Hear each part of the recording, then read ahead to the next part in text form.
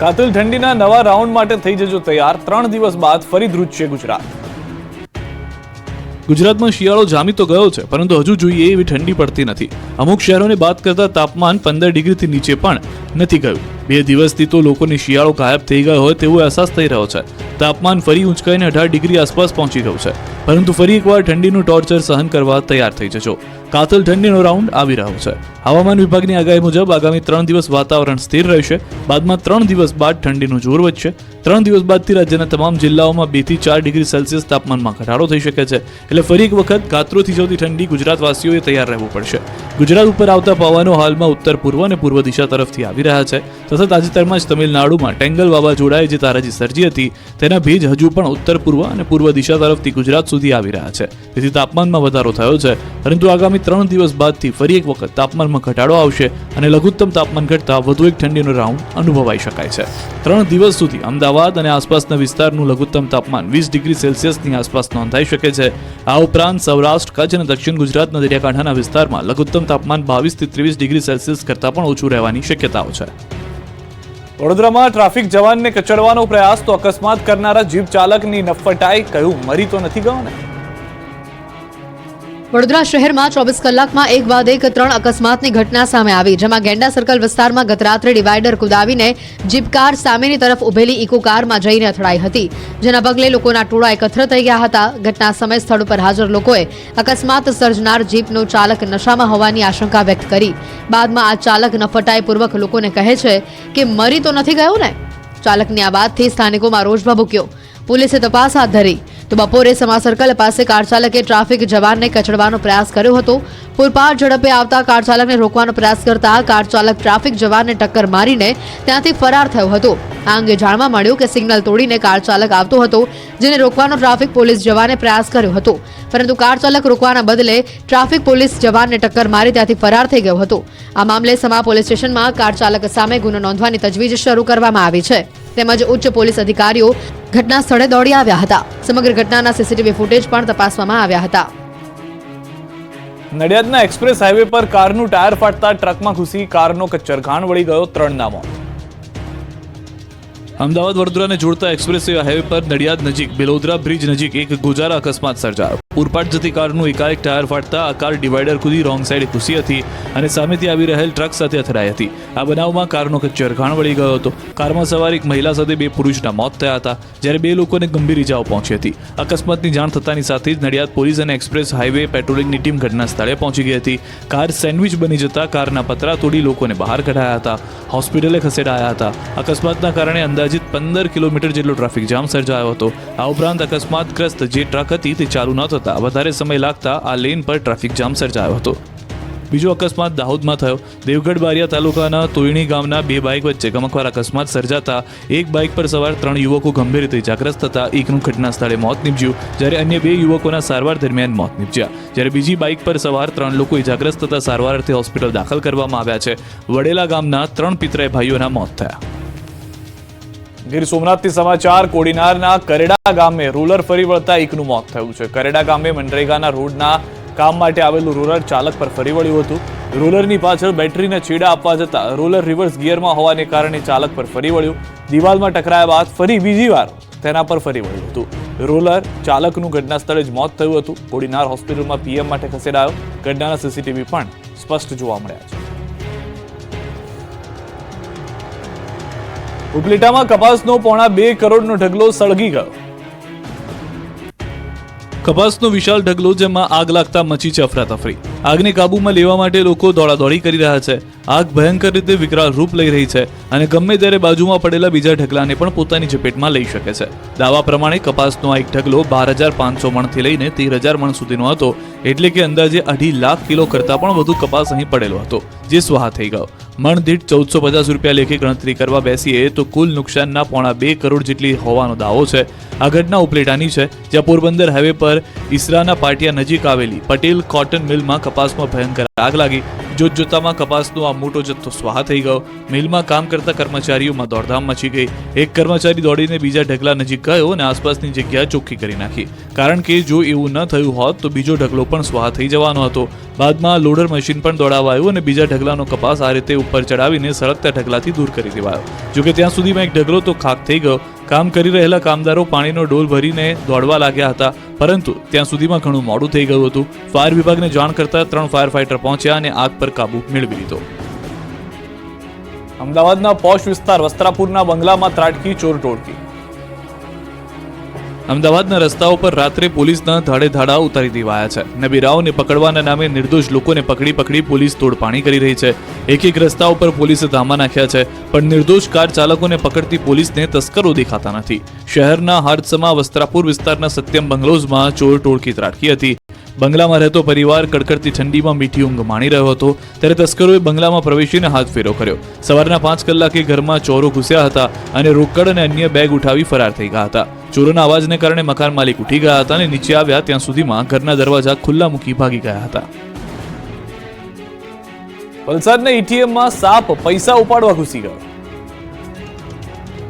વલસાડના પારડીમાં આવેલા એક એટીએમ મશીનના કેબિનમાં સાપ ઘૂસી જવાની ઘટના બની છે. મળતી વિગતો અનુસાર પારડીમાં આવેલા સેન્ટ્રલ બેંક ઓફ ઇન્ડિયાના એટીએમ મશીનમાં અચાનક જ સાપ ઘૂસી ગયો હતો. કેબિનમાં સાપ હોવાના કારણે નાણાં ઉપાડવા માટે આવતા લોકોમાં ભયનો માહોલ જોવા મળ્યો હતો. જોકે આ બનાવ અંગેની જાણ જીવદયા ગ્રુપના સભ્યોને કરવામાં આવતા તેઓ તાત્કાલિક અસરથી એટીએમ કેબિન પાસે આવ્યા હતા અને સાપનું સુરક્ષિત રીતે રેસ્ક્યુ કર્યું હતું. સાપનું સલામત રીતે રેસ્ક્યુ થતાં સૌએ રાહતનો શ્વાસ લીધો હતો. પ્રાથમિક જાણકારી પ્રમાણે એટીએમમાં ઘૂસી આવેલો સાપ બિનઝેરી પ્રજાતિનો હતો. રાજકોટમાં કલેક્ટરની બુલડોઝરવાળી 45 કરોડની 5000 ચોરસ મીટર જમીન પર ચાલ્યું બુલડોઝર. રાજકોટ શહેર અને જિલ્લામાં આવેલી કરોડો રૂપિયાની સરકારી જમીનો પર ગેરકાયદેસર ઉભા કરાયેલા દબાણો પર તંત્રનું બુલડોઝર ફરી વળ્યું. ધડાધડ દબાણો હટાવવામાં આવી રહ્યા છે.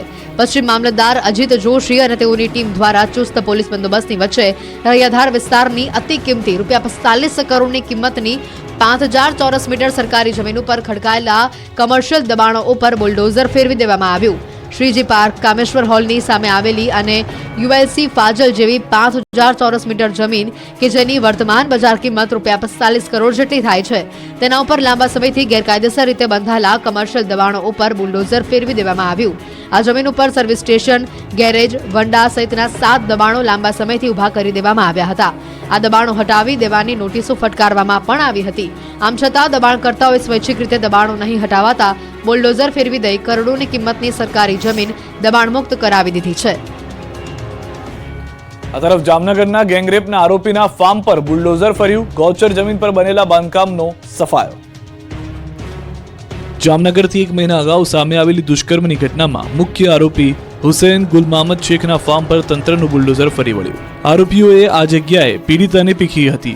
તે જ જગ્યા પર ગૌચર જમીન પણ હતી, જેના પર આરોપીએ ગેરકાયદેસર કબજો જમાવ્યો હોવાનું પોલીસ તપાસમાં સામે આવતા આજે જામનગર જિલ્લા એસપી, ડીવાયએસપી, ડીટીઓ અને ટીડીઓ સહિતના અધિકારીઓની હાજરીમાં 11 વીઘા જમીન ખુલ્લી કરાઈ છે. મોટા થાવરિયા ગામ નજીક આવેલા અસદ નામનું ફાર્મ હાઉસ ગૌચરની જમીનમાં હોવાનો ખુલાસો થયો. મુખ્ય આરોપી હુસૈન ગુલ મહમદ શેખે ગૌચરની જમીન સર્વે નંબર જૂના 400 પૈકી 26 જેના સર્વે નંબર 873 ખાતે ગેરકાયદેસર દબાણ કર્યું.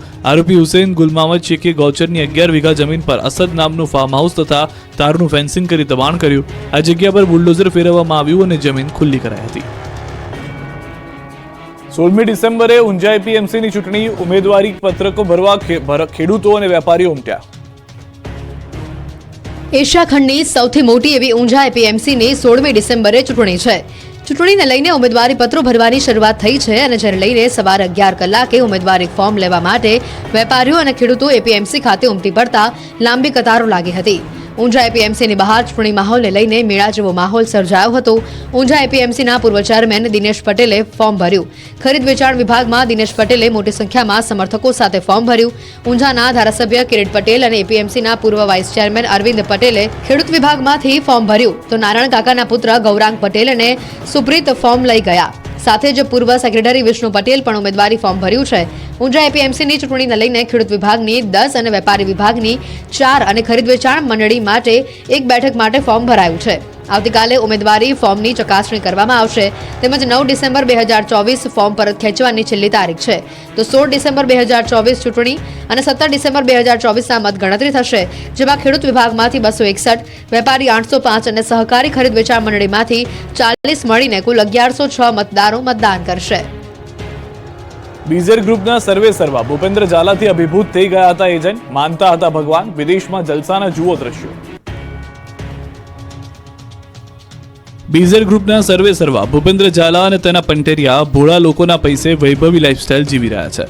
બેફામ થયેલા ઠગબાજો રોકાણકારોના પૈસે લહેર કરી રહ્યા છે, જેનો વધુ એક વિડીયો સામે આવ્યો છે. હજારો લોકોને બાટલીમાં ઉતારી બીઝર ગ્રુપને લાખો કરોડો રૂપિયાનો ફાયદો કરાવનાર એજન્ટોને ભૂપેન્દ્ર ઝાલા વિદેશ ટૂરમાં લઈ જતો હતો.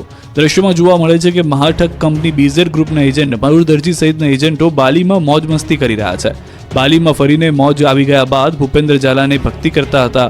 વિદેશ પ્રવાસ કરાવવા બદલ આભાર માનતા એજન્ટો જોવા મળ્યા. બીજી તરફ કૌભાંડી ભૂપેન્દ્ર ઝાલા અને એમએલએ ધવલ ઝાલાની જુગલબંધીના એક બાદ એક વિડીયો જોવા મળી રહ્યા છે. આ વખતે એમએલએ ધવલ ઝાલા અને આરોપી મયુર દરજીનો વિડીયો સામે આવ્યો. મયુર દરજી અને ધારાસભ્ય એક સાથે દેખાયા, બંને એક સાથે ફરતા નજરે પડ્યા. પાટણમાં બાળ તસ્કરી કેસમાં વધુ એકની ધરપકડ. પાટણમાં બાળ તસ્કરી કેસમાં તપાસનો ધમધમાટ ચાલી રહ્યો છે. પાટણથી રાધનપુર અને રાધનપુરથી કચ્છ સુધી હચમચાવી નાખતી ઘટનાના તાર જોડાયેલા છે. એક બાદ એક બાળકોના દુશ્મનોની ધરપકડ થઈ રહી છે, ત્યારે વધુ એક શખ્સની ધરપકડ કરવામાં આવી છે. સાંઈ કૃપા હોસ્પિટલનું મેનેજમેન્ટ કરનારની ધરપકડ કરવામાં આવી છે. મેનેજમેન્ટ કરનાર અમરત ચૌધરીને પકડી પાડવામાં આવ્યા છે. મહત્વનું છે કે જન્મ પ્રમાણપત્રને લઈને એસઓજી પોલીસે રાધનપુર પાલિકામાં કરી હતી તપાસ. રાધનપુર પાલિકાથી પ્રથમ બાળકનું જન્મ પ્રમાણપત્ર નીકળ્યું હતું. પોલીસ તપાસમાં રાધનપુરની સાંઈ કૃપા હોસ્પિટલમાં બાળકનું જન્મ પ્રમાણપત્રનું રજીસ્ટ્રેશન થયું હતું, જેથી પોલીસે સાંઈ કૃપા હોસ્પિટલનું મેનેજમેન્ટ કરતા અમરત ચૌધરીને પકડી લીધો છે. અમરત ચૌધરીએ બોગસ ડોક્યુમેન્ટથી કરવામાં આવ્યું હતું રજીસ્ટ્રેશન. એસઓજી પોલીસે અમરત ચૌધરીની અટકાયત કરી વધુ પૂછપરછ હાથ ધરી. ધોરાજી તાલુકામાં અઠવાડિયામાં બીજા હત્યાની ઘટના. નાની પરબડી ગામે યુવાનની હત્યા, મૃતદેહ મળતા પરિવાર પર આફત.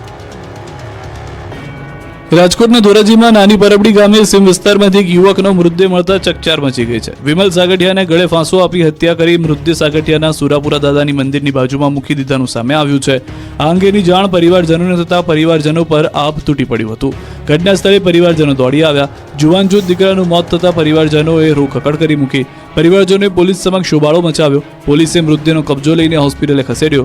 વિમલના ગળામાં દોરીના નિશાન છે, તેમજ માથાના ભાગમાં પણ ઈજાના નિશાન જોવા મળી રહ્યા છે. એટલે કોઈએ હત્યા કરી હોય અને લાશને બાજુમાં મૂકી દીધી હોય તેવું હાલમાં શંકાસ્પદ તરીકે જોવા મળી રહ્યું છે. આ ઘટના સાંભળીને ગ્રામજનોને પણ ભારે ચિંતા વ્યાપી ગઈ છે. પરિવારજનોએ મૃતદેહ સ્વીકારવાનો ઇનકાર કરી દીધો છે. આરોપી નહીં પકડાય ત્યાં સુધી મૃતદેહ સ્વીકારાશે નહીં. પરિવારજનોનો હત્યા થયા હોવાનો આરોપ છે. સુરતમાં ડોક્ટરની બેદરકારીથી પ્રસૂતાનું મોત થતા પરિવારજનોનો હોબાળો. સુરતના કામરેજ હોસ્પિટલમાં ઘરમાં જ બાળકનું મોત થયા બાદ પ્રસૂતા માતાનું પણ સારવાર દરમિયાન મોત નીપજ્યું. પ્રસૂતાને દુખાવો ઉપડતા હોસ્પિટલ ખસેડવામાં આવી હતી અને સાથે તાવ પણ આવતો હોવા છતાં ડોક્ટરે યોગ્ય સારવાર ન કરતા અન્ય હોસ્પિટલ લઈ જવાનું કહીને હાથ ઊંચા કરી દીધા હોવાનો પરિવારે આક્ષેપ કર્યો છે. ખોટી દવા આપી હોવાનો પરિવાર આક્ષેપ કરી રહ્યા છે. આ મામલે પરિવારજનો દ્વારા ડોક્ટરની બેદરકારીના કારણે મોત થયું હોવાનો આક્ષેપ કરાતા ખળભળાટ મચી ગયો છે. હોસ્પિટલ ખાતે પહોંચી ન્યાયની માંગ સાથે હોબાળો પરિવાર દ્વારા મચાવવામાં આવ્યો. આ સાથે જ પરિવારે આક્ષેપ કર્યો કે કામરેજ હોસ્પિટલના ડોક્ટર દ્વારા લેખિતમાં લખી આપવામાં આવ્યું હતું કે તમારે જ્યાં કેસ કરવો હોય ત્યાં કેસ કરવા માટેની ધમકી છે. રાજેશ્વરી રેસિડેન્સીમાં 30 વર્ષીય ગાયત્રી મિત શિરોયા 9 મહિના પહેલા ગર્ભવતી થતા પરિવારમાં ખુશીનો માહોલ હતો. પરિવારના એકના એક દીકરાના ઘરે પારણું બંધાવવાનું હતું, પણ ડોક્ટરની બેદરકારીથી બંનેના મોત થતા પરિવાર હાલ શોકમાં ગરકાવ છે. રાજકોટ પીજીવીસીએલ કસ્ટમર કેર સેન્ટરમાં બધા જ કર્મીઓ ઊંઘી ગયા. એમડીએ તપાસના આદેશ આપ્યા. જે ગ્રાહકનો આપ સંપર્ક કરવા માંગો છો એ હાલ ઘોડા વેચીને સૂઈ ગયા છે. કૃપા કરીને જાગે પછી કોલ કરો અથવા અંધારામાં રહેવાની આદત પાડી લો. લાઇટ જાય અને તમે પીજીવીસીએલની કચેરીમાં ફોન કરો ત્યારે આવી ટ્યુન સંભળાય તો ચોંકી ન જશો, કારણ કે આ હકીકત પણ હોઈ શકે છે. પીજીવીસીએલના નિંદ્રાધીન કર્મચારીનો એક વિડીયો વાયરલ થયો છે. દાવા પ્રમાણે આ વિડીયો રાજકોટની પીજીવીસીએલ કચેરીના કસ્ટમર કેરનો છે, જે રાત્રિના સમયે કામ પર આવતા કસ્ટમર કેરના કર્મચારીઓ સામૂહિક ઊંઘ મેળામાં આવ્યા હોય એમ ઊંઘી ગયા છે.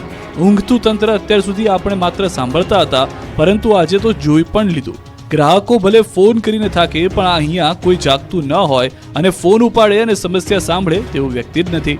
કાગડા બધા કાળા ન હોય એમ કહી પણ બધા જ કર્મચારીઓ ઊંઘે છે એવું નથી. એકાદ બે લોકો જાગે પણ છે, પણ મોબાઈલમાં મશગુલ છે. શહેરના કનેક રોડ પર આવેલા કસ્ટમર કેર સેન્ટરનો આ વિડીયો હોવાનો દાવો કરાઈ રહ્યો છે. વિડીયો વાયરલ થતા પીજીવીસીએલના આસિસ્ટન્ટ એન્જિનિયરે સ્પષ્ટતા કરી કે વાયરલ વિડીયો જૂનો છે. ખાતાકીય તપાસ ચલાવવામાં આવી રહી છે. ગેરરીતિ સામે આવશે તો પગલાં લેવાશે. સુતેલા કર્મચારીઓ કોન્ટ્રાક્ટ આધારિત છે, પરંતુ એનો મતલબ એ નથી કે કામના સમયે સૂઈ જવાનું. હિંમતનગરના રાયપુર ગામની પ્રાથમિક શાળામાં સતત બીજા દિવસે પણ તાળાબંધી. સામાન્ય રીતે શાળામાં શિક્ષકો ભણાવવા માટે આવે, પરંતુ હિંમતનગરના રાયપુર ગામની પ્રાથમિક શાળામાં શિક્ષકો ઝઘડવા માટે આવે છે. દરરોજ શિક્ષકો ઝઘડતા વિદ્યાર્થીઓ કંટાળ્યા. ત્યારે સાબરકાંઠાના હિંમતનગરના રાયપુર ગામની પ્રાથમિક શાળામાં સતત બીજા દિવસે પણ તાળાબંધી કરી વિરોધ કરવામાં આવ્યો. ગામના લોકોનું કહેવું છે કે છેલ્લા 1 વર્ષથી શાળાના શિક્ષકો અંદરો અંદર ઝઘડતા રહે છે, જેની અસર શાળાએ જતા બાળકો પર પડી રહી છે.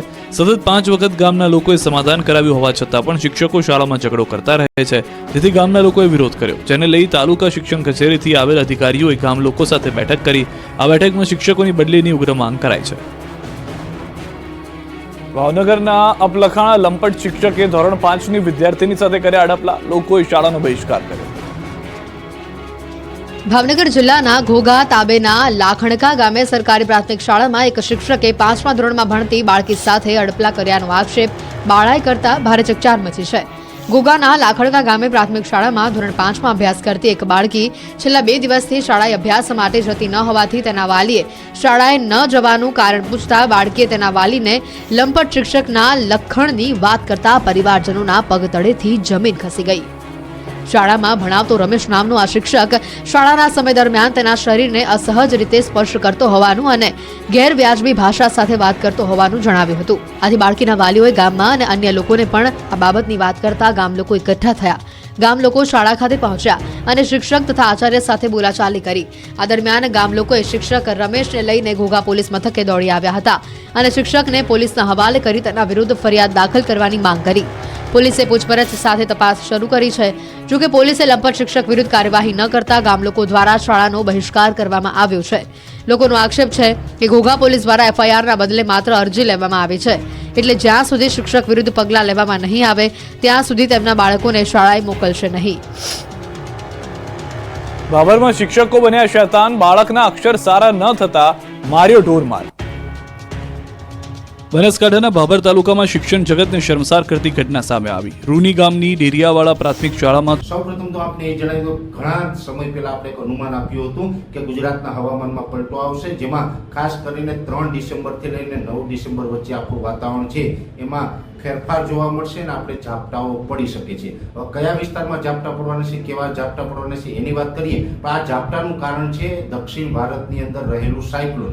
આમ જોવા જઈએ તો ઘણા સમયથી દક્ષિણ ભારતમાં એક સાયક્લોન હતું જે તમિલનાડુથી પૂર્વ દિશામાં અને શ્રીલંકાથી ઉત્તર અને ઉત્તર પૂર્વ દિશાની અંદર જે સાયક્લોન ક્રિએટ થયું હતું એ સાયક્લોનનું નામ છે ફેન્જલ. એ સાયક્લોન તમિલનાડુ ઉપર લેન્ડફોલ કરી અને આગળ વધી રહ્યું છે. એ સાયક્લોનને કારણે દક્ષિણ ભારતના તમિલનાડુ, પુડુચેરી છે, કેરળ હોય અથવા તો કર્ણાટક જેવા વિસ્તારો છે એમાં ખૂબ ધોધમાર વરસાદો પણ નોંધાયા છે અને પુડુચેરી અને તમિલનાડુની અંદર તો અતિ ભારે વરસાદોને કારણે જનજીવન પણ ઠપ થયું છે. હવે એ વાવાઝોડું હતું એ નબળું પડતા પડતા આગળ વધી અને અત્યારે આજનું જે અમારું લેટેસ્ટ પ્રિડિક્શન છે એ મુજબ અત્યારે કર્ણાટકથી 300 કિલોમીટર પશ્ચિમ દિશામાં એ સાયક્લોન છે એ અરબ સાગરમાં પ્રવેશ કરી ગયું છે. અત્યારે એ સાયક્લોન છે ખૂબ નબળું પડી ગયું છે.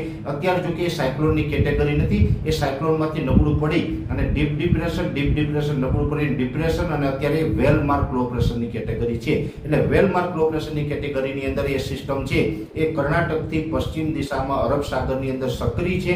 અત્યારે હવે થોડીક ઉત્તર તરફ અને વધારે પડતા એ પશ્ચિમ દિશા તરફ આગળ વધે તેવી શક્યતાઓ છે. જોકે આને કારણે ગુજરાતને કોઈ મોટો ખતરો નથી, પણ હવે આજથી પણ ઘણા વિસ્તારોની અંદર હવામાનમાં પલટો આવ્યો છે. આજે 3 ડિસેમ્બરથી અને હજુ 6-7 ડિસેમ્બર સુધી ગુજરાતના હવામાનમાં પલટો જોવા મળી તેવી શક્યતાઓ છે. જોકે ઓલ ઓવર ગુજરાતમાં તમામ વિસ્તારોની આની અસર નથી થવાની કે તમામ વિસ્તારોની અંદર વાદળછાયું વાતાવરણ થવાનું નથી, પણ ઘણા બધા વિસ્તારોની અંદર વાદળછાયું વાતાવરણ પણ થશે. લગભગ 60% આસપાસ વિસ્તારને તો આવરી લેશે અને અમુક વિસ્તારમાં માવઠાના ઝાપટાની શક્યતાઓ છે. સૌપ્રથમ તો જે માવઠાના ઝાપટાની શક્યતાઓ છે એની વાત કરવા જઈએ તો મધ્યપ્રદેશ અને મહારાષ્ટ્ર બોર્ડર લાગુ વિસ્તારમાં ઝાપટાની શક્યતાઓ છે, જેમાં દાહોદ, ગોધરા અને છોટાઉદેપુર કે જે મધ્યપ્રદેશ બોર્ડર છે ત્યાં પણ હળવા સામાન્ય છૂટાછવાયા માવઠાના ઝાપટા છે એ પડી શકે. જો કે આ જે 3 જિલ્લા છે, દાહોદ, ગોધરા અને છોટાઉદેપુર, એ 3 જિલ્લામાં જે છાટાછૂટીની શક્યતાઓ છે એટલે સમગ્ર 3 જિલ્લામાં ન પડે, પણ છૂટાછવાયા પડે, 2-5 ગામમાં પડે, 2-5 ગામમાં ન પડે, એવી રીતે છૂટાછવાયા અને એકદમ હળવા સામાન્ય હશે કે જેને કારણે કોઈ ખેતી પાકને કે આપણે બીજા કોઈ માલ મિલકતને નુકસાન થાય તેવી સંભાવનાઓ નથી, પણ છૂટાછવાયા ઝાપટાઓ ચોક્કસથી ત્યાં જોવા મળશે. એવી જ રીતે દક્ષિણ ગુજરાતમાં પણ ઘણા બધા વિસ્તારોની અંદર ઝાપટાની શક્યતાઓ છે. સૌથી વધારે જે ઝાપટાની કે છાટાછૂટીની તીવ્રતા છે એ તાપી અને ડાંગ જિલ્લામાં જોવા મળે તેવી શક્યતાઓ છે. તાપી અને ડાંગ જિલ્લામાં તો આવનારા 3-4 દિવસ, ખાસ કરીને 4 અને 5 તારીખ દરમિયાન આ ઝાપટાની શક્યતાઓ તાપી અને ડાંગમાં રહેલી છે. એ સાથે પણ આગળ પાછળ એકાદ દિવસ એ ઝાપટા કે છાટાછૂટી જોવા મળી શકે. અને ડાંગ અને તાપીને બાદ કરતા બીજા વિસ્તારો હોય જેમાં વલસાડ હોય, વાપી, નવસારી છે, સુરત છે, અથવા તો જે રાજપીપળા